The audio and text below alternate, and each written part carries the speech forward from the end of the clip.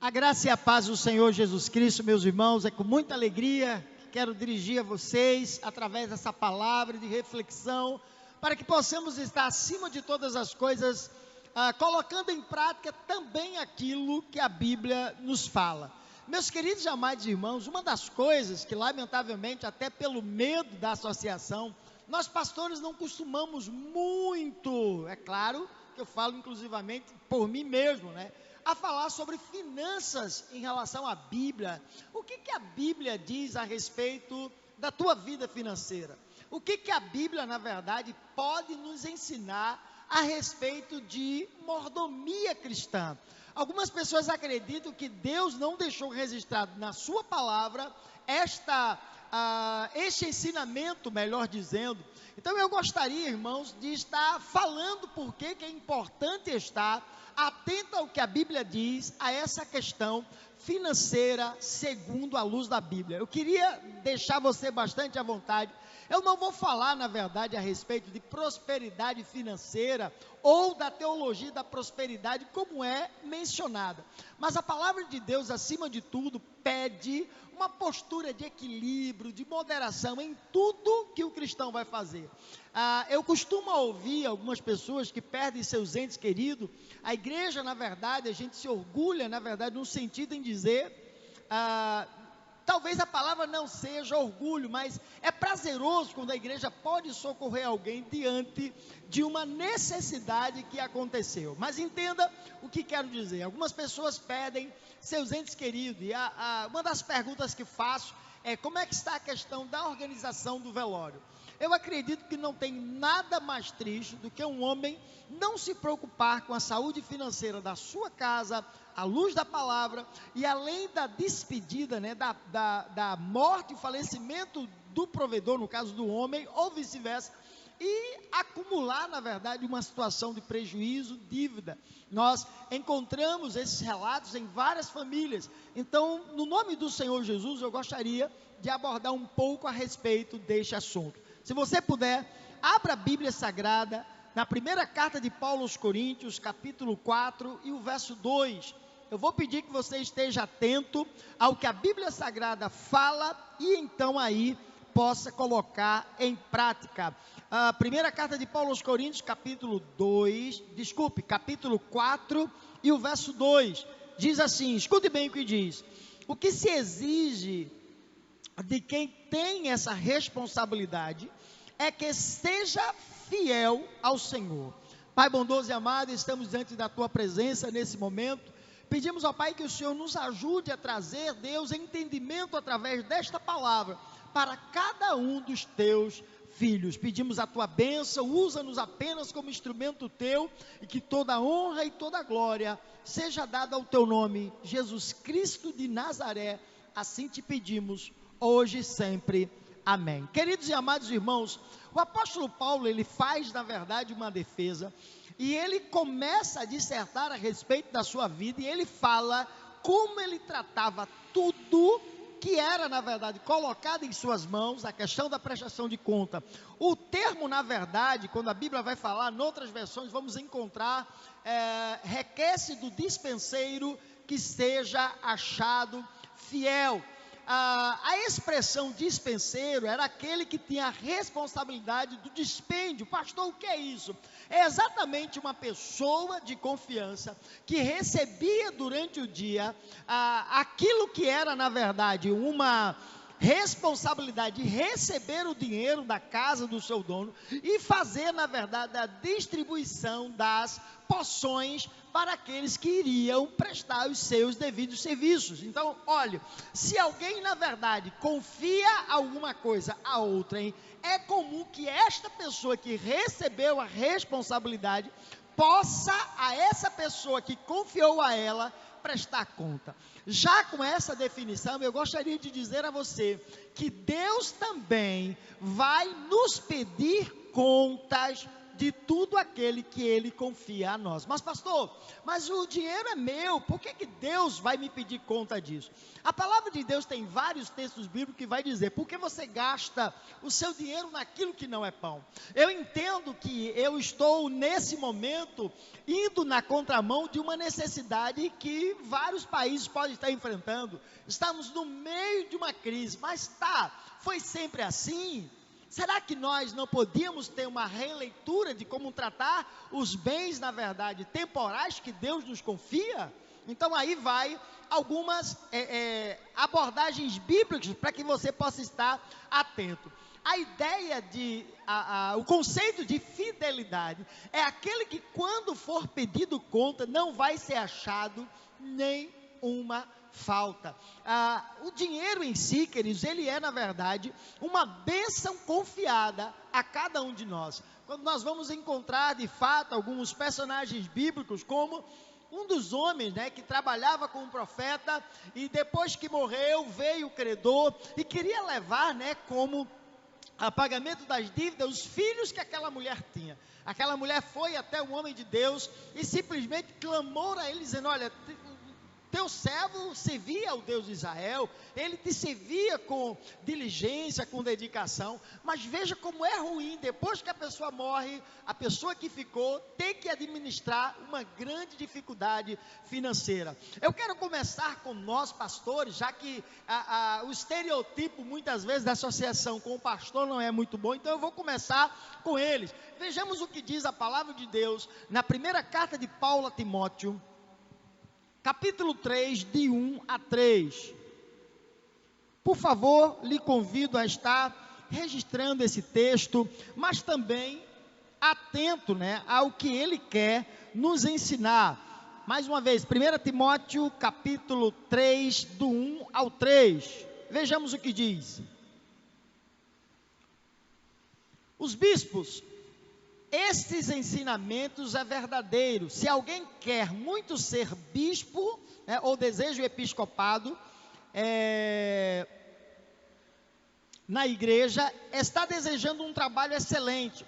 O bispo deve ser um homem que ninguém possa culpar de nada. Veja, se ele for fiel, não achará falta nele.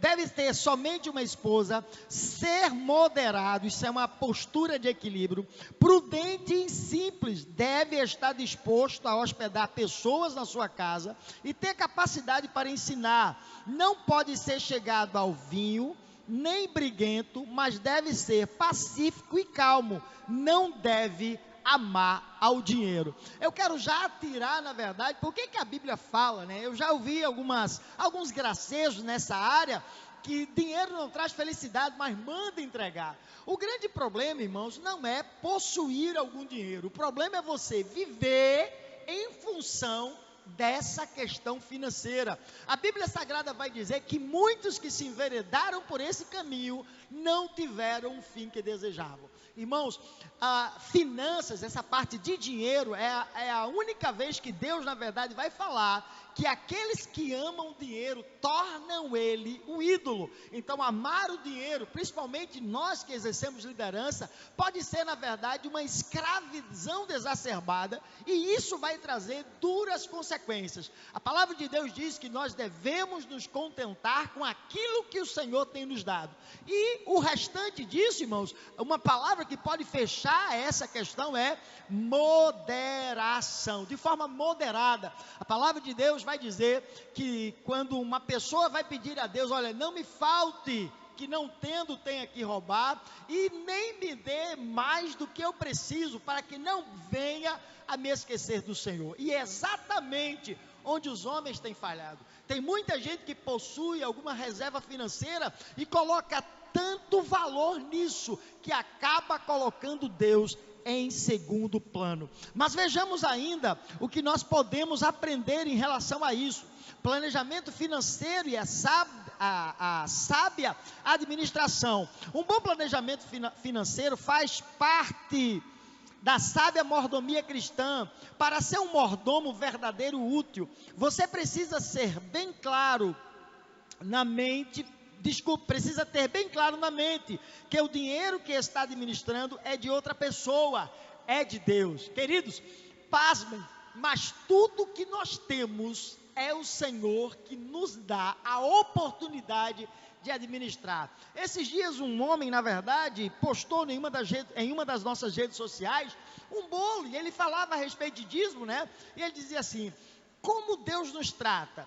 Deus, na verdade, Ele nos dá um bolo, e nós, em fidelidade, devemos devolver uma fatia daquilo que Ele nos dá. Veja, é um teste que cada um de nós é submetido. Deus nos dá o bolo todo, eu devolvo aquilo em reconhecimento, em saber daquilo que Ele me deu, eu devolvo. A palavra de Deus, no primeiro livro de Crônicas, vai dizer que tudo que nós damos a Deus, primeiro Ele nos entregou. Davi, quando estava recolhendo oferta para construções, ele na verdade deixa registrado isso ali no livro de primeiras Crônicas, primeiro livro de Crônicas, capítulo 29, para ser mais exato, verso 16. Se você ler, você vai entender. Havia uma celebração por aquilo que estava sendo, na verdade, ofertado, mas o próprio Davi, diante daquela celebração, ele diz assim: mas tudo que nós damos, primeiro o Senhor nos deu. Então veja, tudo que Deus vai confiar a você tem um sentido. Ele está testando você para que, após aprovado nesta área, você possa receber do Senhor outros dons espirituais. Vejamos mais a respeito disso. Então, lembre disso, tudo que você tem na área financeira é do Senhor. Essa visão dá a você a liberdade de usar as finanças como uma ferramenta para cumprir o propósito de Deus, reconhecendo que ninguém traz nada para este mundo e que dele nada levará. Conforme Eclesiastes 5, e o verso 15 diz que o homem veio a este mundo sem nada, e quando partir, nada levará nas suas mãos. Eu lembro de uma história, quando eu vejo esse texto, de um homem muito rico e avarento, que chegou para a esposa antes da sua morte e dizia assim: filha, eu trabalhei, quando você chegou eu já tinha tudo que eu tenho, então quando eu morrer eu quero levar tudo que eu construí, porque é direito meu. E ela disse simplesmente: então tá certo, faça uma avaliação, né? Levante quanto você tem, e pode ter certeza que quando você for, eu vou levar minha vida adiante e vou devolver a você tudo que você construiu. Aquele homem lamentavelmente morreu. Aquela mulher fez, na verdade, um levantamento de tudo que ele tinha, assinou um cheque e botou dentro da roupa que ele foi sepultado, e um bilhete: filho, é tudo que o senhor tem, volte e desconte o cheque. Isso significa o quê, irmão? Significa que nós não vamos levar nada deste mundo. Deus, na verdade, nos dá esses bens temporais para que possamos servir a nós mesmos, a nossa família, aos nossos familiares, e sempre que pudermos, irmãos, investirmos na obra, investir em ações sociais e também, dentro da possibilidade, socorrer aqueles que também precisam. Veja mais o que o Senhor tem dito para cada um de nós. Deus tem confiado os recursos certos a cada pessoa. O dinheiro é algo que Deus usa para testar em você a habilidade de lidar com outros dons que Ele deseja dar, conforme Lucas 11:11. Vamos ver o que diz esse texto. Lucas 16:11, melhor dizendo, irmãos, perdoe-me pela falha. 16:11, vejamos o que diz.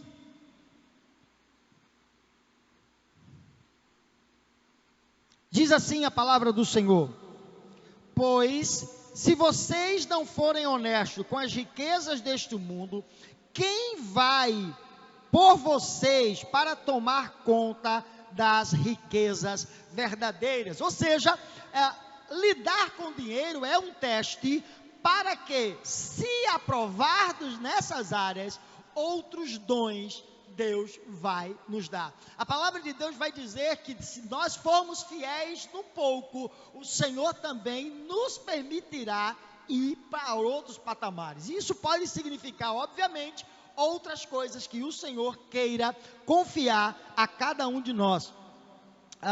Uma coisa que é interessante lembrar, que um dia o Senhor pedirá contas de maneira como você tem administrado os recursos que ele tem dado. Lucas 19, 11 a 26. Uma mulher que administra sabiamente os recursos é uma bênção para o seu marido e sua família. Quando nós lemos, irmãos, aquela mulher sábia de Provérbios 31, 28, nós vamos ver como aquela mulher consegue, na verdade, ajudar ao seu esposo a manter o equilíbrio financeiro do lar. Queridos, eu lembro de uma música secular, literalmente, em que um homem, na verdade, passando talvez por um momento difícil, ele dizia, né?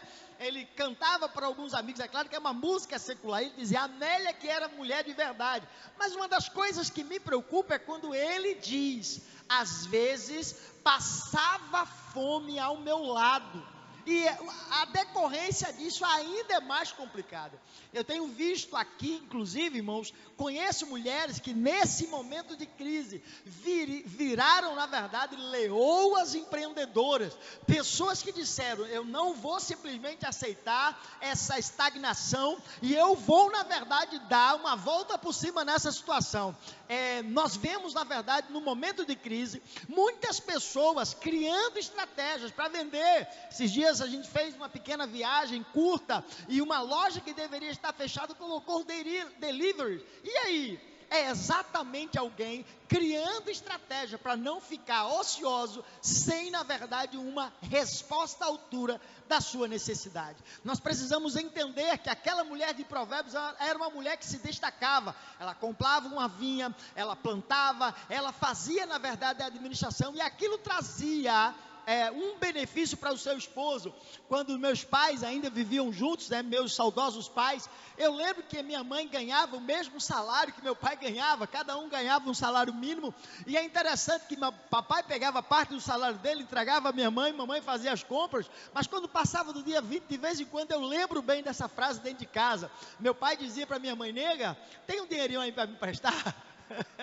Veja que era a mesma finanças, mas às vezes uma ou outra vai se destacar. É preciso ter honestidade quando trouxermos essa situação para dentro das nossas casas. Quem é mais habilidoso para controlar, fazer as planilhas e fazer, na verdade, o pagamento para que se fique numa situação confortável? Então tem que admitir, tem gente que não tem muita sabedoria, ou você aprende ou confia, quem sabe. Lamentavelmente a gente escuta situações de casais que o marido não sabe quanto a esposa ganha, a esposa não sabe, fica aquele jogo de esconde-esconde. Queridos, as finanças angariadas por um casal é do casal, é da família, então não tem que ter esse segredo de um para com o outro. Fica difícil às vezes, já vi pessoas dizerem, eu estou com esse tipo de dificuldade, mas qual é o tamanho da dificuldade? Então como é que nós vamos resolver se a gente às vezes, ou seja, as pessoas não entrem como um acordo e dizem, eu ganho isso, você ganha isso, a gente não pode gastar mais do que isso. Pastor, o senhor tem a sua vida equilibrada, é por isso que o senhor está falando desse assunto. Querido, veja só, para equilibrar eu precisei apanhar muito, e não tenho vergonha de dizer, tenho aprendido com algumas pessoas. Esse ano cancelei 4 cartões de crédito. Sabe por quê, irmãos? Porque a gente às vezes não tem controle mesmo. E o que é que se faz? Se eu não sei usar, então eu vou cancelar. Mas como é que você se vira? Eu só compro aquilo que dá para comprar. O que não dá, acabou. E é tão bom, irmãos. Imagine, eu faço um desafio a você. Se os casais não brigassem pelo tamanho, a exorbitante fatura que chega e a gente sabe que não tem condições de pagar. Isso é bênção espiritual dentro do nosso lar. Então, eu entendo que as pessoas acham, precisa ter, na verdade, uma reserva astronômica. Não, queridos. Eu costumo dizer a alguns casais, se conseguirmos pagar as contas e passar mais 30 dias sem dever a ninguém, sem nenhuma reserva, nós já saímos no lucro. Agora, ruim é quando entra o mês e já fica, na verdade, uma bola para o outro mês, e aquilo vai tendenciosamente crescendo, e isso tira a paz do casal. Então a bênção, na verdade, nessa área fica comprometida. Então aquela mulher de Provérbios, ela se destacava também por isso. É bom ter em mente, a terra e tudo que nela existe pertence ao Senhor, conforme o Salmo 24, o verso 1. todos os recursos, até mesmo o dinheiro é dele, você é simplesmente um administrador desses recursos. Eu quero encorajar você a acreditar nessa bênção do Senhor também para a sua vida. Queridos, quando a Bíblia vai falar do cuidado de Deus com cada um de nós, Ele usa, na verdade, animais que estamos acostumados. A palavra de Deus diz: olha as aves do céu, não plantam, não colhem, e todos os dias, eles têm o que precisa para sobreviver. Então eu entendo que Deus pode socorrer essa dificuldade financeira na sua vida, se você depender que tudo que você precisa está nas mãos dEle. Tudo que você imaginar. Eu já vi pessoas, irmãos, aprender a depender de Deus e dizer assim: olha, eu não sei, eu quero me organizar nessa área, eu quero realmente ter saúde financeira nessa área. Confiou no Senhor e viu o Senhor mandar de onde ele menos esperava. Eu não costumo dizer que Deus tira de quem tem e dá a quem não tem. Olha, Deus não tira recurso de ninguém, mas Ele pode sim abençoar alguém para abençoar você. Ele pode criar uma estratégia, irmãos. Eu já vi uma pessoa passar necessidade lá em Vitória de Santo Antão, onde pastoreei a primeira igreja, e eu vi a pessoa com R$3 aproximadamente, talvez eu não esteja certo com o valor. Ele comprou uma bolsa de leite em pó, um coco, começou a vender cocada, e hoje, pelo menos a última notícia que eu tenho dele, ele tinha mais de 8 funcionários. Deus pode, irmãos, pegar algo de forma insignificante e te dar a estratégia para você sair desta situação. Ele tem interesse em saúde financeira também na tua vida. Vejamos mais. O que nós podemos aprender ainda mais com isso? Evite, na verdade, um estilo de vida excessivamente consumista. A Bíblia ensina a moderação em todas as coisas, conforme 1ª carta de Paulo aos Coríntios 9:25. O que é moderação? Eu vivo de acordo com o que estou. Irmãos, olha, eu já vi tanta gente fingir uma vida, né, de exuberância, e a realidade é outra. Me permita, eu não quero com isso dizer que você não pode ter seu iPhone, seja lá, mas eu já vi, na verdade, pessoas com um iPhone de R$5.000 e a parede da sala não rebocada. Eu fico sem entender qual é a prioridade. Queridos, às vezes nós precisamos compreender melhor isso. Deus quer essa bênção na nossa vida, mas eu preciso administrar. Adianta eu ter um iPhone de última geração de 11 mil com um débito astronômico? Eu acho que não é vantagem. Pastor, o seu telefone é bom? É. Eu tenho uma pontuação para comprar. Quando eu compro porque eu acho que mais de 30% de desconto eu vou ter do preço de mercado. Qual o problema? Ah, mas acabou a carne, não tem carne de primeira, come de segunda, qual a dificuldade? Não tem problema. Minha esposa ri comigo em casa, diga assim: olha, deixa faltar o bife, deixa faltar a costela, deixa faltar o colchão mole, colchão duro, mas não deixa faltar ovo. Tem gente que rejeita sardinha em lata, irmãos. Irmãos, aquele tem ômega 3. Se de vez em quando chego depois de um culto como esse, o que acontece? Salada, 2 sardinhas, né, que já vem prontinha, nem gás usa, 2 ovos fritos, irmãos, eu saio feliz da vida da mesa. Ah, pastor, mas o senhor não come um negocinho melhor? Claro, me chama para comer churrasco, comer pequeno na tua casa, eu vou sem nenhum problema. Agora é o seguinte, irmãos, às vezes tem gente querendo viver num patamar tão alto e a pessoa vive de aparência. Mas tem um momento, olha, houve um momento que a gente vê que só tinha um cuscuz e nem manteiga tinha, era margarina. Come e se agradece a Deus, foi o que Deus deu naquela hora. Então veja, se você quer andar nesses 2 extremos, a palavra de Deus nos chama a um momento de moderação. Queridos, preste bastante atenção. Eu sei que essa palavra está parecendo uma palavra de autoajuda, mas por favor completa o resto. Essa é uma palavra de autoajuda, mas com a ajuda do céu, para mim e para a tua vida. Isso é importante. Deus quer também que você seja feliz nessa área. Evite fazer dívidas, conforme Provérbios 22:7, Romanos 13:8.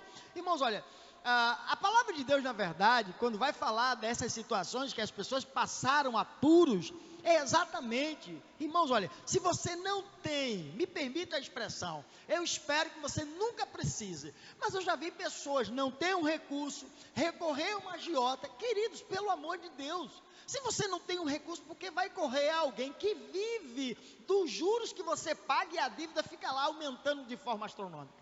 Deus não quer você simplesmente escravo de uma situação dessa. Se não tem, tem que negociar. nesse período de quarentena, é preciso negociar. Você tem alguma coisa alugada? Negocia. Olha, tá assim, a minha situação é essa, o que é que você pode fazer? Esses dias a gente viveu um milagre como esse.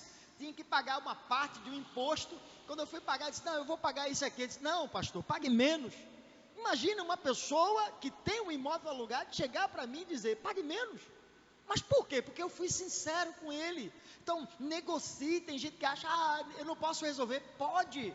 Irmãos, olha, me perdoe, eu já contei esse testemunho aqui na igreja. Eu já tive uma dívida no cartão de crédito de um banco de R$ 1.200 quando eu ganhava R$ 275. Mas eu disse a Deus, Deus, eu não quero mais negligenciar essa área da minha vida. Quero ser fiel ao Senhor, me ajuda. Irmãos, em menos de 15 dias, eu pedi a Deus, chegou lá uma proposta, R$ 600, você liquida a sua dívida em 6 parcelas de 100. Tem a última parcela paga até hoje, dentro de uma pasta, apagadinha, mas lá está lá uma frase, consegui porque Deus me ajudou. Então, irmãos, eu estou falando de algo que eu também já passei, e nós precisamos realmente aprender. Então, aprendi com isso. Então, evite dívidas, mantenha sempre um programa de poupança. Tem gente que detesta, eu entendo que tem muita gente querendo ganhar até em cima de uma economia que a pessoa faz, mas é preciso ter, irmãos.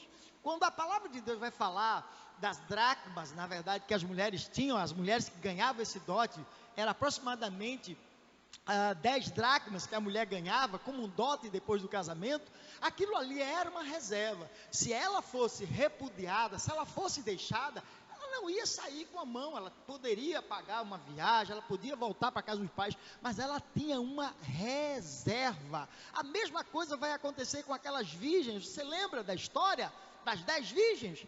Quem tinha reserva se encontrou com o noivo. Então isso também acontece nessa área. É claro que você não precisa, pastor, mas eu preciso estar bem, como o senhor está dizendo. Não, irmãos, aqui é uma palavra para que você possa refletir e começar a pensar no futuro para a sua vida.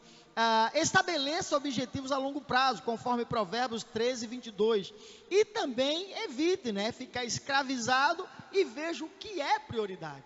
Queridos, eu quero levar você a raciocinar.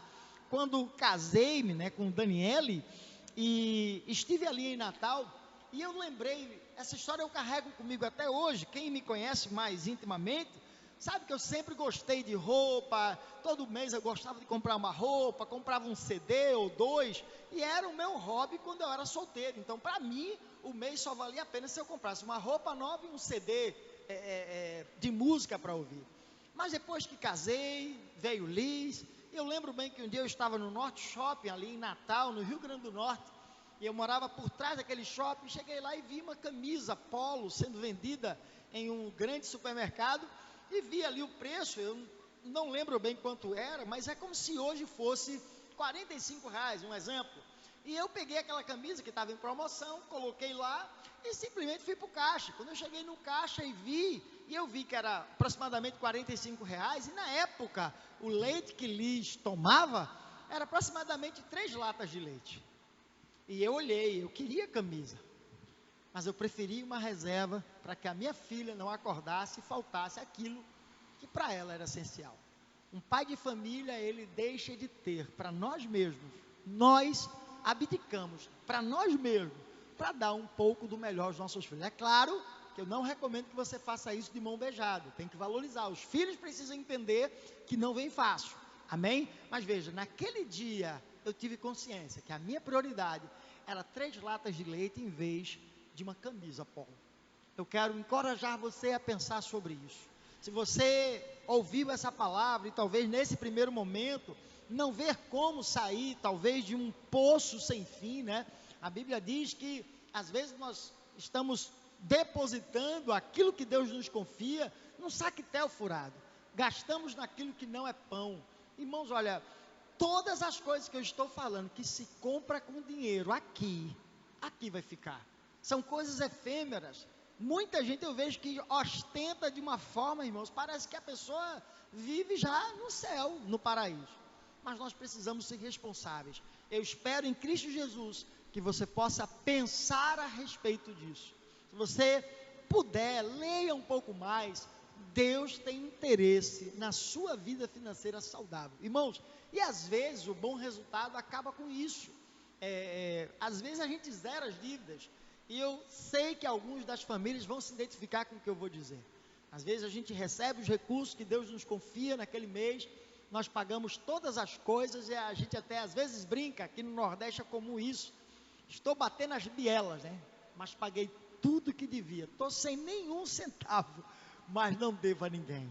Dá uma sensação de liberdade. Enquanto isso, às vezes quando estamos atolados em dívidas, somos escravos. A Bíblia diz que aquele que pede emprestado, ele é servo daquele que está emprestando.